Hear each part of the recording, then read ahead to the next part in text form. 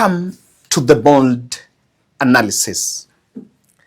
An implosion looms in President William Ruto's UDA as key allies laying ground for a possible exit ahead of 2027 general election plots their way forward.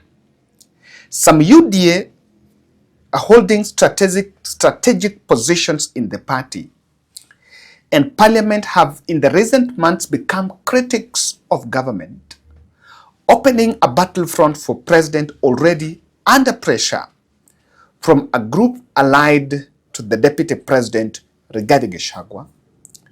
To the surprise of many, even the ODM, even the UDA party Secretary General, Hassan Omar, is not in the picture. An attempt by media to get an exclusive interview with him has failed, not more than twice. There have been attempts to have an interview. The interview that Sifuna was attending in Citizen TV alone had initially been planned to hold the two Secretary Generals, the UDA and the ODM Secretary Generals, so that they can review the position of the MOU, especially in media, between the two working parties. And even the UDA Secretary General, since Malala relinquished that position, it was handed over to Hassan Omar, the party is on its deathbed, with even the Secretary General amongst those who are not comfortable moving through with the UDA agenda.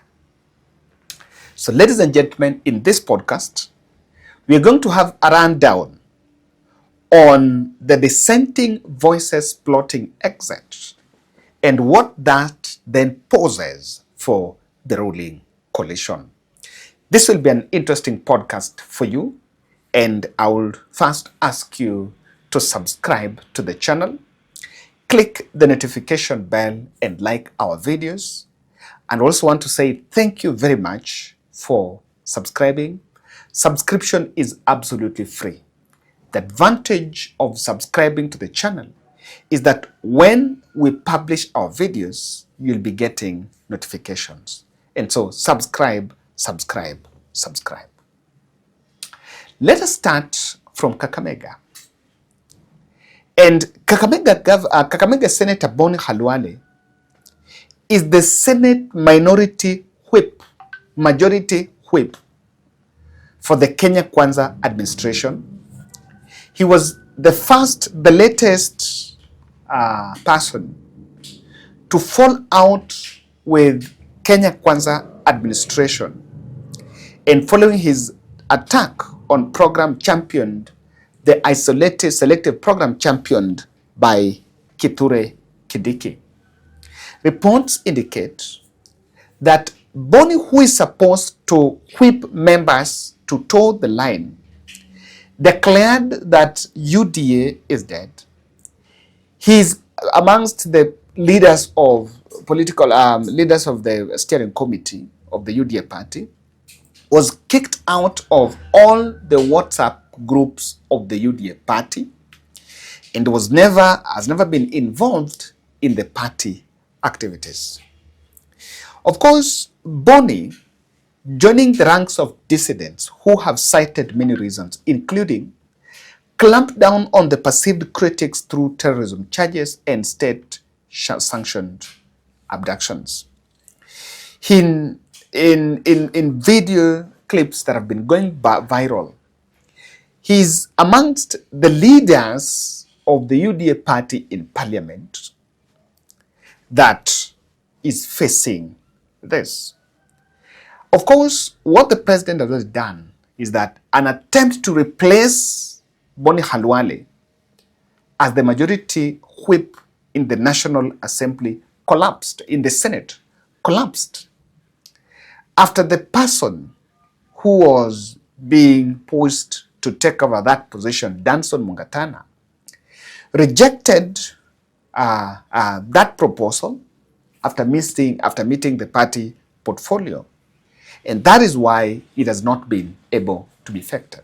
There are also reports that Boni will get a chunk of blessing from the minority senators, and that move that will need really to be bulldozed in the Senate may not materialize. The looming exit is by elected UD leaders allied to the Gachagua also comes into play. Elected leaders, especially from Mount Kenya, have declared support for Gachagua publicly. There are those who have gone publicly. There are those who are still within the murmuring corridors and are just whispering to colleagues about their moves to join Rigath's camp. Many elected leaders, and especially another area affected is Nyamira and Kisii counties. These two counties are gravitating towards Matiang'i because it's coming clear that Matiang'i has rejected the move to vie with the Jubilee ticket and is opting to go to the ballot with his own party, the UPA party, which will then be identified, which will help to consolidate the Abagusi vote. The emergence of Matiang'i in the Abagusi region has threatened the status quo, and even Simba Arati, who is an ODM, who is a governor elected on ODM ticket, is under pressure to decamp to Matiang'i's camp or face off with Richard Onyonka for the Kisii governor's seat. That would prove to be a big challenge for Arati to defend his seat. And it's now incumbent upon him to choose the right path because politics is local and Matiang'i influence might actually cause havoc to veteran politicians. And on that, North Mugirango MP Joash Nyamoko, another UDA member, has declared support for Dr. Matiang'i against President William Ruto's re-election bid. Mr. Nyamoko, who was elected on ODM on UDA ticket, has publicly declared that he's no longer going to associate with the UDA party. And in Mount Kenya, Murang'a Governor Irungu Kang'ata, Ndindi Nyoro's Kiharu, Mohammed Ali, and we are going there first. Let's just finish with the one in Mount Kenya. The two, Kang'ata and Ndindi Nyoro, while Ndindi Nyoro has not publicly come out to exit UDA, but has been lethal on the debt question in the country, and was also rumored to have formed a political party, was also reported to have formed a political party with Babu Owino. Babu Owino says, if I don't get ODM ticket, I can go independent or my own party in Nairobi. So the reports of a political party that was formed by Babu Ndindi Nyoro and the MP from the nominated member of parliament, this MP was nominated to Eala. The guy that uses the green suit disability. Nimemsahau jina hapo somewhere there. I think you guys can remember that name. So this is also another breakaway point. This is also another breakaway axis. In Mombasa, Mohammed Ali Jichopevu, who has been bedridden for nearly now 6 months after fracturing his legs, one of his legs, was recently held a closed-door meeting with a clique of leaders or grassroots mobilizers who decamped from UDA party, and Mohammed Ali Jichopevu is keen to face the ODM candidate in Mombasa, but not with the UDA ticket. The dwindling UDA influence in the coast is what has also made the UDA Secretary General, who is also eyeing the governor's seat in Mombasa, Hassan Omar, to avoid visibility of appearing to defend government. So, there's so many people that are pretending. There is a pretending lot. They don't want to come out and say this is the right thing, but in real sense, they're not part of the things that are happening. And what UDA had done is a wave of targeting nominated MPs and ward representatives from, especially from other regions, who are now moving out of the party. This is why UDA aggressively activated the state machinery for expansion of UDA-nominated Senator Gloria Orwoba, and in the process, they are also targeting a nominated MCA, Joy Mwangi from Nairobi, and Ann Thumbi from Nyeri for backing the opposition. And these moves are actually proving to be a big problem moving forward.